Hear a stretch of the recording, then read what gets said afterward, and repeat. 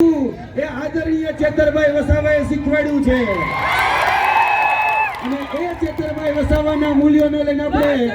આ દિવસે આગળ વધવાનું છે। આપણે આદિવાસી એટલે કે ભાઈ આદિ અનાદિ કાળથી જે આપણો મૂળ સ્વભાવ છે એ લડાયક। આપણે આ દિવસે તમને એક જ સંદેશ આપવા માંગીએ છીએ કે મૂળ તરફ પાછા વળો, મૂળ તરફ પાછા વળો, કારણ કે આપણા મૂળ નિવાસી છીએ અને આ મૂળ નિવાસી એ હવે મૂળ તરફ પાછા વળી આપણી આદિ અનાદિકાળથી આવતી જે સંસ્કૃતિ, આદિ અનાદિકાળથી આવતી જે પરંપરાઓ અને આદિ અનાદિકાળથી આપણી જે વેશભૂષાઓ છે એને આગળ લઈ અને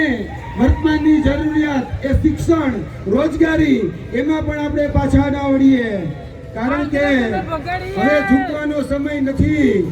હવે ઝૂકવાનો સમય નથી। એટલે જાડેજો ઝૂકે નહીં અને ચૈતર ઝૂકે નહીં અને બાકર બચ્ચા લાખ, લાખે વેચારા પણ સિંહણ બચ્ચો એક અને એકે હાજર રહી ચેતર વસાવા છે। અને એ ચેતરભાઈ માટે, મારા પરમ મિત્ર, મારા આદરણીય મિત્ર માટે અમે હજી કહીએ છીએ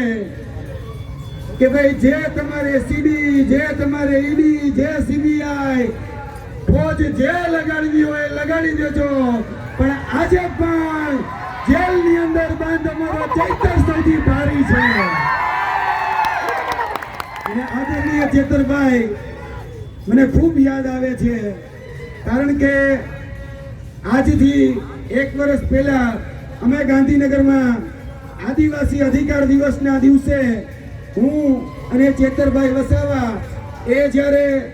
એક મંચ ઉપર, એટલે કે ત્યાં એક રામ મંત્રનું જે કઈ મંચ છે ત્યાં શેર કરતા હતા,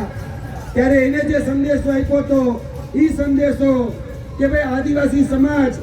બધા જ દૂષણોથી બહાર નીકળી હવે શિક્ષણ તરફ આગળ વધે, એ સંદેશ હું ફરીથી તમને આપું છું કે આપણે શિક્ષણ તરફ આગળ વધીએ અને શિક્ષણની જે કેડી આપણા આદરણીય બિરસા મુંડાજીએ, આપણા વડવાઓએ જે કંડાયેલી છે, ચેતરભાઈ જેને આગળ વધી રહ્યા છીએ, વધારી રહ્યા છે, એ કડી ઉપર આપણે ચાલીએ। એટલે વધારે વાત કરવા નથી માંગતો, પણ યાદ રાખજો કે હાવજ બગડે તો જંગલ થતલે, હાવજ બગડે તો જંગલ થતલે, કાપુ બગડે તો બાવન ગામ બગડે અને ચૈતર બગડે તો હારા મંત્રીઓ બગડે। આ મંત્રીઓ અહીં આવવાનું બંધ કરવું પડે છે। ઈ તાકાત આપણી એકતાની છે, આ એકતા જાળવી રાખજો। અને